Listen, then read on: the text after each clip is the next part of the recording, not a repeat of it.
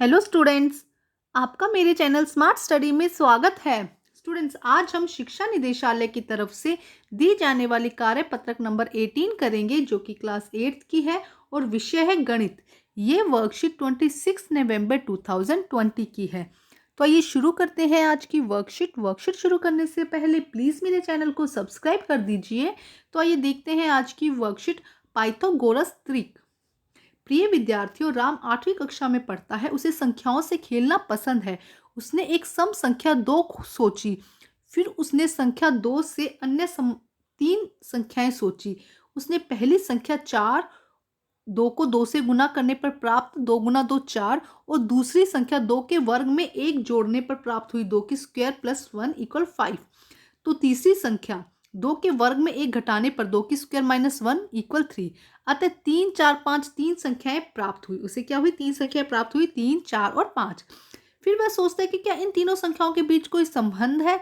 उसने जाना दोनों संख्याएं 3 और 4 के वर्ग का योग तीसरी संख्या के वर्ग के बराबर होता है। देखो 3 की स्क्वायर 4 की स्क्वायर इक्वल है 5 की स्क्वायर। कैसे? देखो 3 की स्क्वायर हुआ 9, 3 की स्क्वायर कितना हुआ 9, 4 की स्क्वायर हुआ 16। जब इन दोनों को 9 प्लस 16 को प्लस किया जाता है तो कितना आता है बेटा? 25। देखिए, क्या आप जानते हैं कि संख्याओं को इस गुण को सबसे पहले किसने देखा? तो देखिए क्या लिखा है। पाइथागोरस एक महान गणितज्ञ और दार्शनिक थे। उन्होंने संख्याओं के इस गुण का सबसे पहले अवलोकन किया। इसीलिए इस गुण को हम पाइथागोरस त्रिक कहते हैं। देखो क्या कहा गया। संख्याओं का ऐसा समूह जिसमें दो संख्याओं के वर्गों का योग तीसरी संख्या के वर्ग के बराबर होता है, उसे हम पाइथागोरस त्रिक के नाम से जानते हैं। देखो, संख्याओं का ऐसा समूह, जैसे कि ए एक संख्या है और बी एक संख्या है, तो इन संख्याओं के वर्गों का योग तीसरी संख्या के वर्ग के बराबर होता है, तो उसे हम क्या कहते हैं? पाइथागोरस त्रिक। तो ए की स्क्वायर प्लस बी की स्क्वायर इक्वल है सी की स्क्वायर के। तो ये क्या है बेटा? देखो, इसे हम क्या कहते हैं? पाइथागोरस त्रिक। ठीक है। पाइथागोरियन त्रिक की एक संख्या दी गई है, इसके अलावा हम अन्य दो संख्याओं को ज्ञात कर सकते हैं। यदि एक संख्या पता हो तो हम दूसरी दो संख्याएं निकाल सकते हैं। तो आइए देखते हैं। दी गई संख्या अगर सम संख्या दी जाए, अगर मानो कि सम संख्या हमें दी गई है 8, एक संख्या दी गई है 8, तो सबसे पहले हम क्या करते हैं? संख्या का आधा भाग करते हैं। जैसे कि हमने किया 8 भाग 2, तो कितना आया? 4। अब प्राप्त की गई संख्या का वर्ग निकालते हैं। जो जैसे 4 आया हमारे पास में, जो 4 का हम वर्ग करेंगे कितना आ जाएगा? 16। तो अब एक इसमें जोड़ देंगे और एक इसमें घटा देंगे, तो जोड़ने पर कितना आया? 17 और घटाने पे कितना आया? 15। ठीक है। तो हमारी जो संख्या है उसका समूह निकलेगा। सबसे पहले संख्या क्या थी? 8, दूसरी क्या आई हमारे पास में? 15 और तीसरी क्या आई हमारे पास में? 17। तो ये एक ऐसी संख्या है जो क्या है? पाइथागोरस त्रिक को फॉलो करती है। अब इसको जांच के देखते हैं। देखो, पहली संख्या क्या थी? 8 की स्क्वायर, दूसरी संख्या कोई 15 की स्क्वायर, है ना। इन दोनों का योग तीसरी संख्या के वर्ग के बराबर होना चाहिए। तो तीसरी संख्या क्या है? 17 का स्क्वायर। ठीक है। अब जब हम इसको करते हैं तो इसका 64 आया, इसका 225 आया। जब इनको दोनों को जोड़ते हैं तो कितना आता है? 289। तो ये संख्याएं जो है ये क्या है? पाइथागोरस त्रिक को फॉलो करती है। अब देखो, ये थी सम संख्या की बात, है ना। अगर यहाँ पे 7 आ जाता है तो 7 क्या हुई? एक विषम संख्या हुई ना। तो आइए देखते हैं, अगर विषम संख्या हो पाइथागोरस में, अगर सम संख्या हो तो ये रूल हम इजीली हमारा हो जाता है। लेकिन अगर विषम संख्या हो तो माना कि संख्या है 9, है ना, तो इसकी दो संख्याएं हम कैसे निकालेंगे पाइथागोरस त्रिक की? तो इसके लिए देखो, क्योंकि विषम संख्या का वर्ग कितना होता है? 9 को 9 से मल्टीप्लाई किया, कितना आया? 81। ठीक है। कितना आया? 81। अब हम क्या करेंगे? इस 81 को ऐसे दो भागों में बांटेंगे जिनका अंतर क्या हो? 1 हो। मतलब कि इसको दो, इसके बराबर के ऐसे दो नंबर लाएंगे जिनका क्या हो? अंतर 1 हो। जैसे कि मानो, अगर मान लो मैं 80 और 1 लिखती हूँ, है ना, तो देखो इन दोनों को जोड़ने पर कितना आ रहा है? 81 आ रहा है। लेकिन इनको जब घटाएंगे तो इनका जो बीच का अंतर है वो 1 नहीं है। तो देखो मैं लिख देती हूँ 40 और 41, है ना। मैंने क्या लिख दिया? 40 और 41। अब देखो इन दोनों को, अगर हम इन दोनों को जोड़ते हैं, 40 और 41 को जोड़ते हैं तो 81 आता है। ठीक है। और जब इनको माइनस करते हैं तब कितना आता है? 1 का अंतर आ रहा है। और यही मैं कह रही थी। देखो यहाँ पे देखो, प्राप्त वर्ग संख्या को दो इस प्रकार भागों में बांटेंगे कि उन दोनों संख्याओं का अंतर 1 हो। जब दोनों को घटाया जाए तो अंतर कितना है? 1। जैसे कि 81 को दो भागों में बांटा गया, 40 और 41।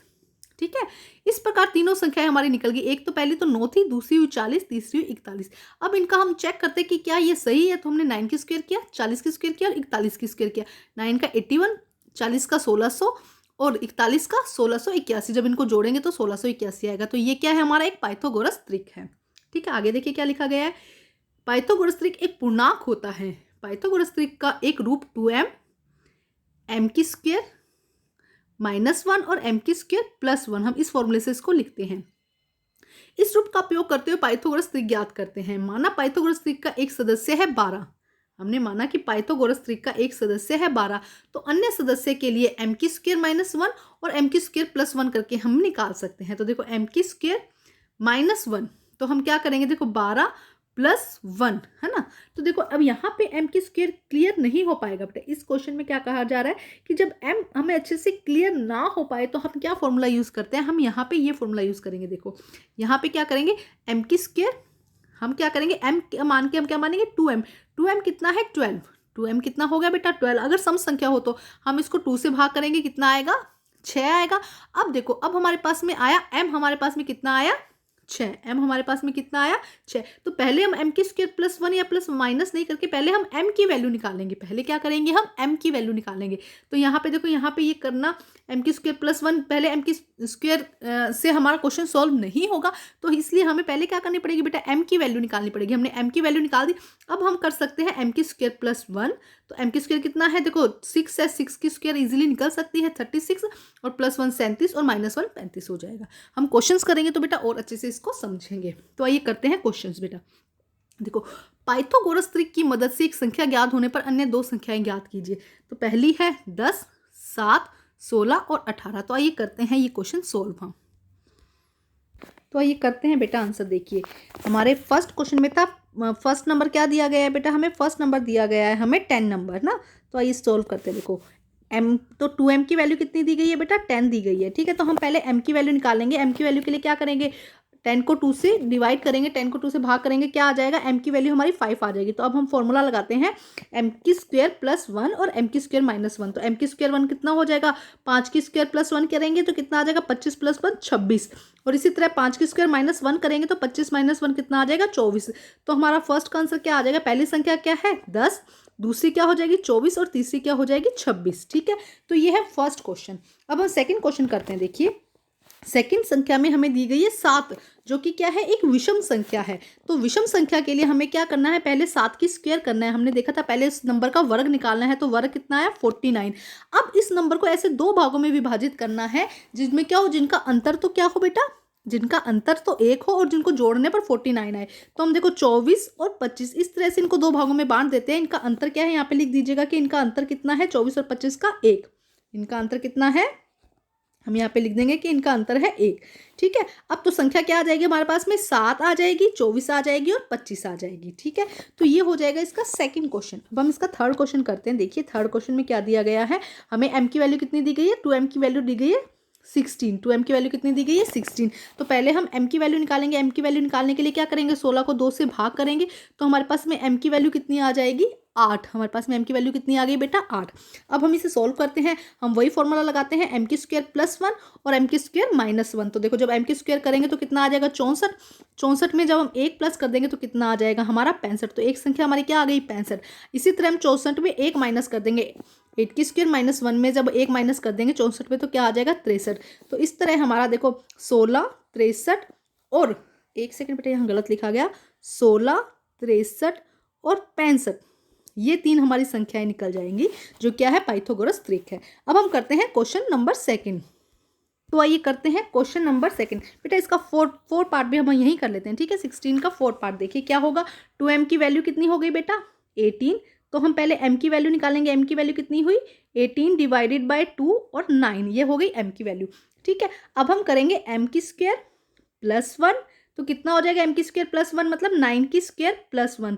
तो जब हम 81 + 1 करेंगे तो कितना आ जाएगा हमारा 82। ठीक है, नेक्स्ट देखिए m² - 1।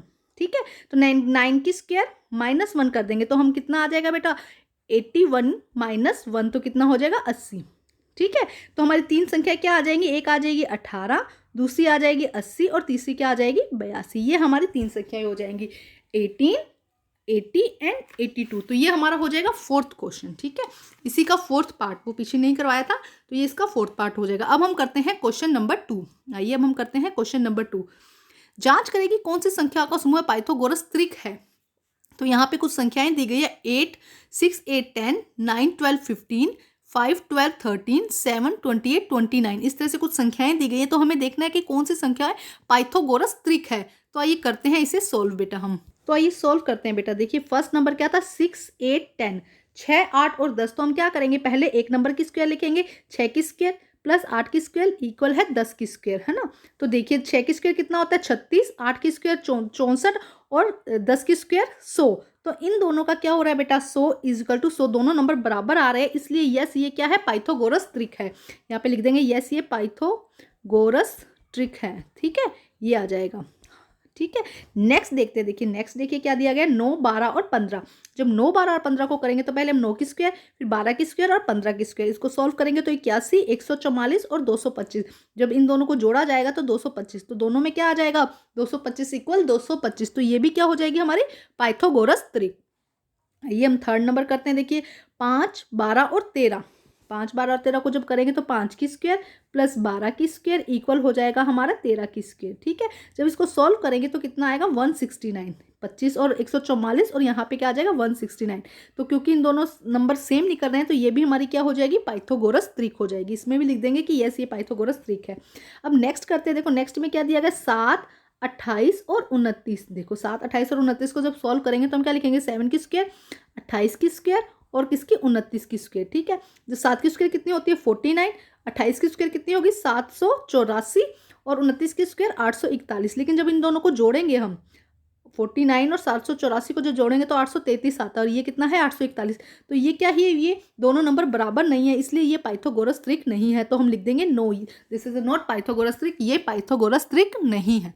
तो बेटा आज की जो वर्कशीट है वो कंप्लीट होती है। वर्कशीट कंप्लीट करके अपने टीचर से चेक कराइए और प्लीज़ मेरे चैनल को लाइक कीजिए, सब्सक्राइब कीजिए और शेयर कीजिए। Thank you students.